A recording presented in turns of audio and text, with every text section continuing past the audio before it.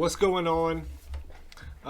Just got off of work about an hour ago, so I'm sitting here. I've been in one position so far all day. I entered a pound odd trade this morning and got stopped out. So let's go over that one really quick.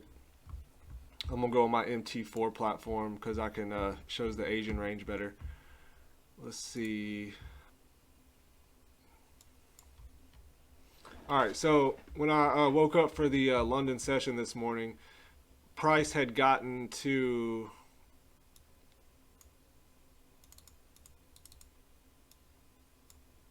this level here. So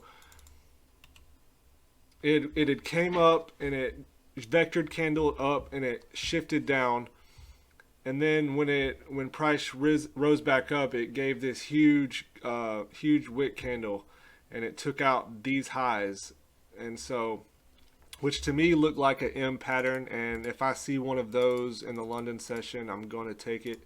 They don't always work out, but as long as you kind of keep your stop loss very tight, obviously you got to make room for the spread and all that. But I'd put my stop a few pips above this high here, and I was looking for a target down to these levels here, and as you can see, I got stopped out on that one. Currently I am in a CAD yen trade.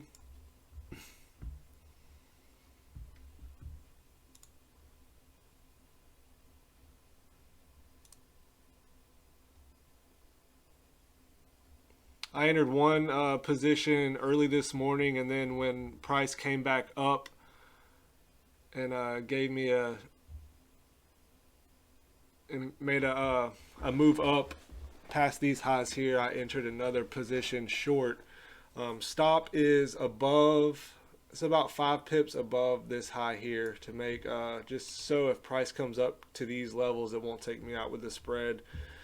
And I'm looking to, if price can get down to this level here where this high volume area is, that's where I'll take the trade off at, and that's my profit target.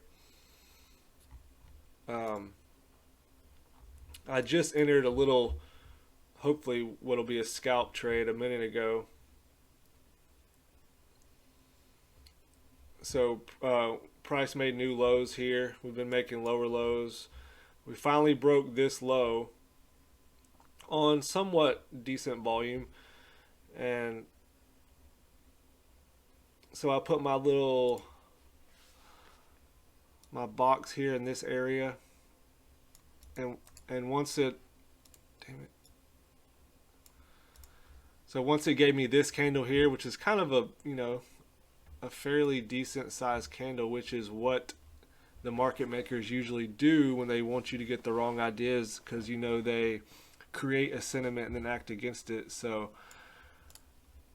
I entered a short position there, tight. My stop is very tight, just looking for a target to these lows here. GJ, I entered another trade here a little bit earlier. So here's the box that I was interested in. If price got to it, it looks like it's making the famous W. Looks like it could roll over. It could also make an attempt to go higher and stop all these people out. That's why I'm putting my stop up here above these highs where all this trap volume is, and just looking for a return down to these lows. It's a 1.37 R trade. So trades that I'm going to be kind of focusing on today and tomorrow. Euro, since the dollar is making higher highs, I'm going to play Euro short, and so I'm waiting for price to get back up to these levels here. This would be a 1.44 risk reward. Trap volume there. That's where my stop's going, and I'm looking for a return down to these lows for my target. Pound USD, again, another retest of the lows.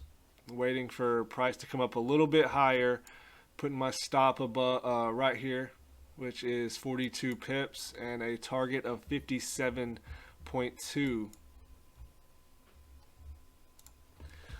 EJ, I really like this one because of how these lows look. But what I don't like about it, if price does come back up here, I don't like these equal highs. So what I would want to do if I entered this trade short would be put my stop above there, but I would be getting a way less risk reward trade. Would be 1.19, which is still okay because it is above 1. It honestly depends on what type of candle that they put in when it comes up to these levels. I mean, if it's just slowly grinding up, then I will probably put my stop up here. But if I get, a big candle and a shift up, I'll probably look to sell into that and look have like a better risk reward trade there. Euro CAD.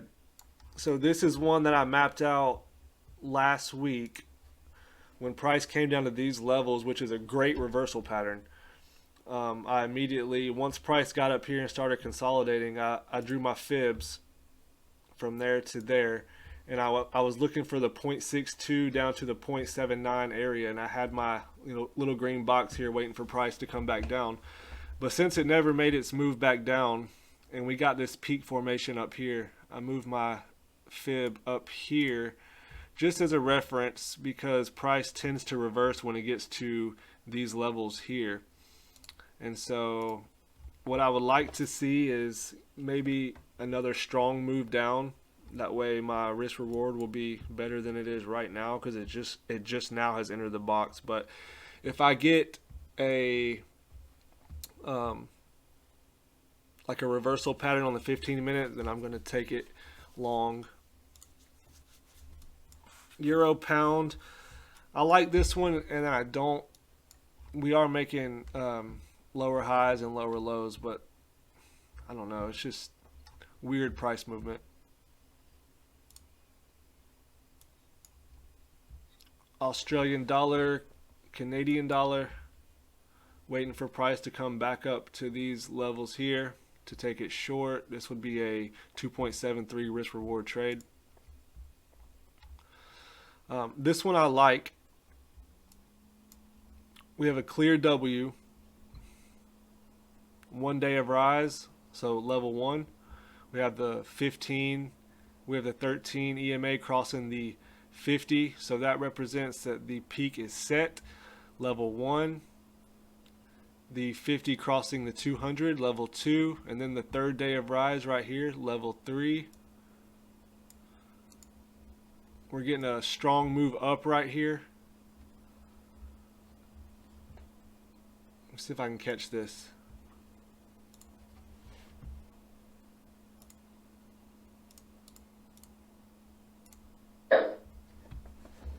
Alright, so I just entered that trade. It gave me exactly what I was looking for as I was speaking to you. So I'm going to go ahead and put my stop right above this high here. Probably about 5 pips above it just for the spread.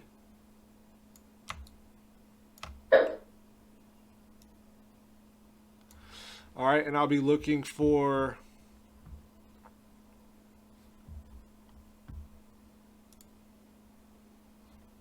a target down to this high volume node here, so down to these levels about right there.